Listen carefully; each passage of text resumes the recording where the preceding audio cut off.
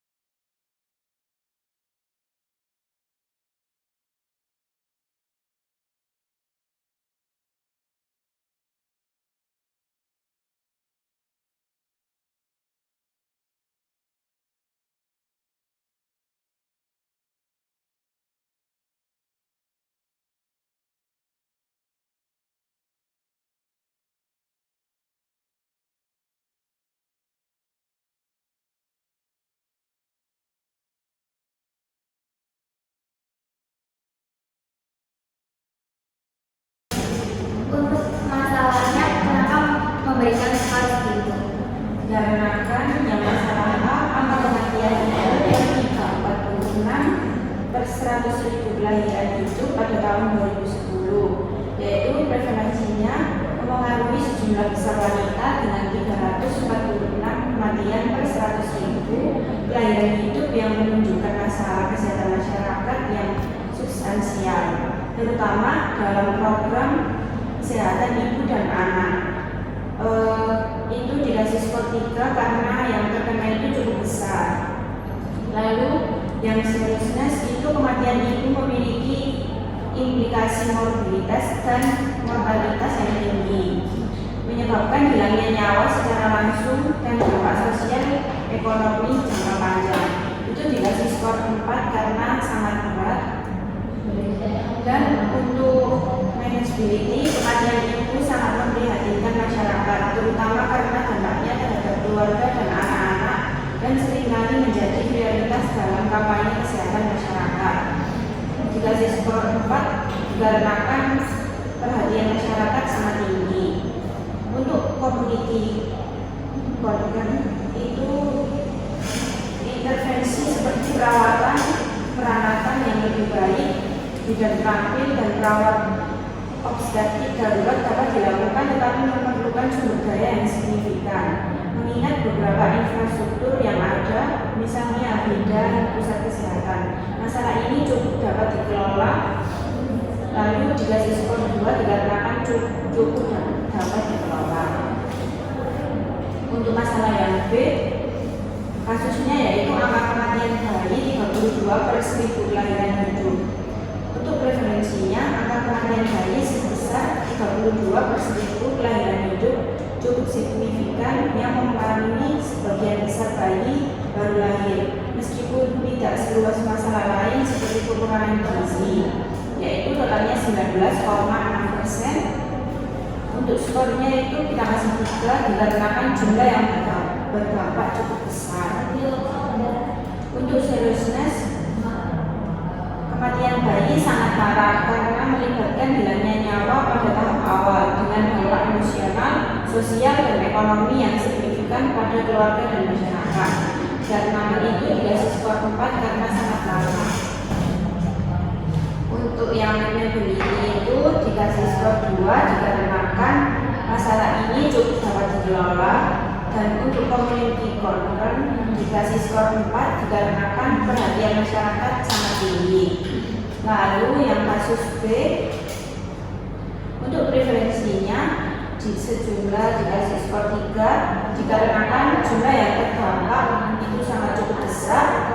Lalu yang seharusnya dikasih skor 4 dikarenakan kematian bayi yang sangat parah.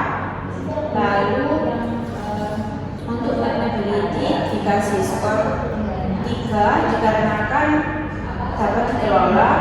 Lalu untuk community concern dikasih skor 4 dikarenakan perhatian masyarakatnya sangat tinggi. Nah, ini untuk masalah yang C, yaitu prevalensi kekurangan gizi atau anemia pada anak balita sekitar 19,6% pada tahun 2013. Prevalensinya yaitu diberikan skor 4 karena jumlah yang terkena ini tampaknya sangat besar, di mana 19,6% anak balita yang kekurangan pendapatan merupakan masalah yang signifikan yang dapat mempengaruhi sebagian besar populasi yang rentan ini. Kemudian untuk seriusnya, malnutrisi pada anak kecil mengakibatkan konsekuensi yang serius. Jadi kita kasih 4 karena ini tuh dapat menghambat pertumbuhan si anak kebutuhan tubuhnya melemah untuk meningkatkan peningkatan produktivitas dan mortalitas serta dampak dalam jangka panjang untuk perkembangannya. Kemudian untuk manageability-nya itu kita kasih skor 3 karena intervensinya seperti suplemen gizi, program pemberian makanan pada masyarakat, dan pendidikan ibu dapat dilakukan meskipun tantangannya seperti kemiskinan dan akses terhadap sumber daya masih ada. Jadi kita kasih skor 3 yaitu dapat dikelola. Kemudian untuk komunitinya kita kasih skor 4 karena perhatian masyarakatnya tinggi, di mana malnutrisi pada anak merupakan masalah utama bagi keluarga, masyarakat, dan organisasi kesehatan. Karena dampaknya terhadap perkembangan anak ini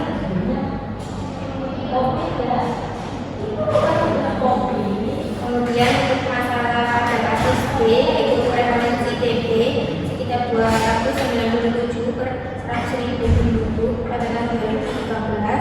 Prevalensinya 3 yaitu kita kasih skor 3 karena cukup besar pada tahun 2013. Prevalensi TB di Indonesia ini diperkirakan cukup besar. Kemudian untuk seriusnya yaitu 4 sangat murah karena peringkat kelima negara dengan jumlah TB tertinggi di dunia pada tahun 2013. Nah, kemudian juga manageability-nya kita kasih skor 2 yaitu dapat dikelola karena target prevalensi TB pada tahun 2019 sedang menurunkan angka menjadi 245 per 100 penduduk. Kemudian untuk komunitinya kita kasih skor 3 karena cukup mendapat perhatian masyarakat. Dan untuk kasus yang E, prevalensi HIV 0,46% tahun 2013. Prevalensinya cukup besar karena prevalensi HIV sebesar 0,46 menunjukkan beban epidemi yang sedang dengan kelompok usia produktif sebagai sasaran utamanya. Nah, untuk seriusnya ini kita kasih skor 4 yaitu sangat serius, di mana HIV ini masih menjadi masalah yang serius dengan kematian yang signifikan dan peningkatan kasus baru produksi pada populasinya. Kemudian untuk manageability-nya kita kasih skor 2 yaitu penggunaannya belum optimal, masih perlu peningkatan signifikan untuk mencapai target cakupan ART dan pencegahannya. Jadi kita kasih skor 2 yaitu cukup diatasi. Kemudian untuk komunitinya kita kasih karena cukup mendapat perhatian masyarakat tetap memiliki kesehatan cukup memperhatikan HIV ini. Masalah F dengan kasus prevalensi tekanan darah tinggi 25,8% pada tahun 2013. prevalensinya 3, yaitu cukup besar, menunjukkan bahwa sekitar 1 dari 4 orang dewasa mengalami tekanan darah tinggi yang merupakan angka cukup tinggi dan menunjukkan masalah kesehatan masyarakat yang signifikan. Untuk seriusnessnya 4, sangat parah karena merupakan faktor risiko utama untuk penyakit kardiovaskular seperti stroke dan serangan jantung yang menyebabkan morbiditas dan mortalitas tinggi. Untuk manageability-nya dengan skor 3 cukup diatasi, dapat dikendalikan dengan perubahan gaya hidup dan pengobatan yang terjangkau. Untuk community concern-nya skornya 4, sangat diperhatikan masyarakat. Prevalensi hipertensi yang tinggi berdampak pada produktivitas dan kualitas hidup masyarakat, serta meningkatkan beban ekonomi akibat biaya pengobatan dan komplikasi. Untuk masalah G, dengan kasus prevalensi obesitas pada penduduk usia 18 tahun, yaitu prevalensinya skornya 3, cukup besar.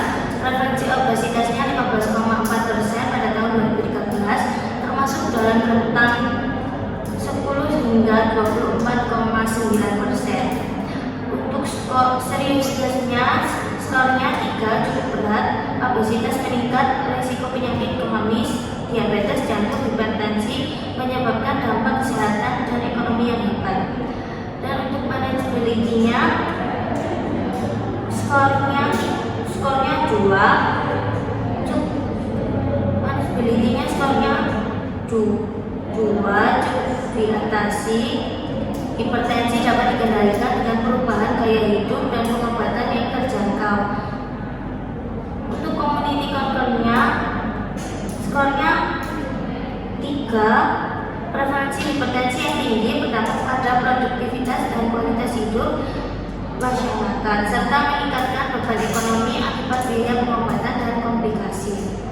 Untuk masalah H, dengan kasus prevalensi merokok penduduk usia kurang dari 18 tahun, 7,2% pada tahun 2013, prevalensinya 3, jumlah yang terkena dampak cukup besar, 7,2% dari populasi di bawah 18 tahun yang merokok merupakan hal yang signifikan bagi kelompok usia muda. Untuk seriusnessnya 4, merokok di kalangan remaja sangat serius karena menimbulkan risiko kesehatan jangka panjang. Nah, untuk masalah A sampai H tadi, apakah dengan skor tersebut dan alasan tersebut apakah bisa disepakati dari Sepakat ya. Dari saya juga sepakat. Berarti ini kita menghitung skor dengan perkalian semua masalah ini, kemudian kita menentukan prioritasnya. Nah, untuk masalah A ini 3, 4, 2, 4 kita kalikan, yaitu kita 96. Kemudian untuk masalah B 144, untuk masalah C 192, untuk masalah D 72, untuk masalah E 72, untuk masalah F 144, untuk masalah G 54, untuk masalah H 144. Kemudian kita dari hasil skor ini kita mencari yang sesuai urutan prioritas, yaitu berarti yang pertama C, kemudian yang kedua F dan H, dan yang ketiga A,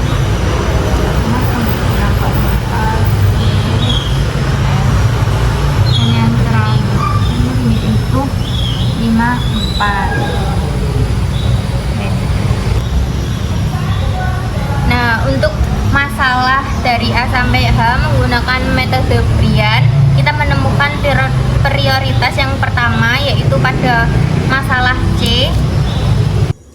Jadi setelah kita menentukan prioritas masalah dari kasus A sampai H dengan menggunakan metode Brian, kita menemukan prioritas utama di mana skornya yang tertinggi yaitu kasus prevalensi underweight pada anak balita 19,6% pada tahun 2013. Nah, untuk fishbone-nya sendiri ini ada 6 komponen yaitu environment, man, metode, material, mesin, dan measure. Nah, environment sendiri yaitu ada beberapa, di mana yang pertama yaitu sanitasi pada lingkungannya ini buruk, yang kedua rentan diare dan infeksi pada lingkungan tersebut, akses untuk dapat air bersih sulit, kemiskinan dan akses pangannya yang terbatas. Kemudian yang kedua yaitu men, pengetahuan orang tuanya tentang gizi anak ini kurang, kemudian pola asuhnya tidak tepat, kurangnya ASI eksklusif, kurangnya perhatian orang tua pada perkembangan anak balita karena biasanya ada kesibukan pada orang tuanya masing-masing terkait pekerjaan atau apa. Kemudian yang terakhir yaitu ibu hamil kurang gizi. Nah, ini akan berdampak pada sang anak balita nantinya pada masa pertumbuhannya. Kemudian yang ketiga adalah metode. Penyuluhan gizi yang diberikan tidak efektif, pemberian makanan pendamping ASI yang tidak sesuai standar, program dibatasi gizi belum merata di semua daerah, pemantauan gizi anak balita tidak dilakukan secara rutin. Yang keempat, material. Kurangnya ketersediaan bahan makanan yang bergizi, kualitas makanannya rendah, dan ketergantungan pada makanan instan. Kemudian yang kelima yaitu ada mesin, fakultas posyandu atau puskesmas yang belum memadai. Yang kedua yaitu alat pengukuran pertumbuhan anak balita kurang akurat atau tidak tersedia, dan yang terakhir yaitu distribusi logistiknya tidak merata. Dan kemudian yang terakhir yaitu measure, di mana yang pertama pengukuran tidak dilakukan secara konsisten, tidak dipantau lebih lanjut terkait underweight pada anak balita, dan yang terakhir yaitu data anak balita yang tidak lengkap. Terima kasih telah menyaksikan video kami. Sekian. Wassalamualaikum warahmatullahi wabarakatuh.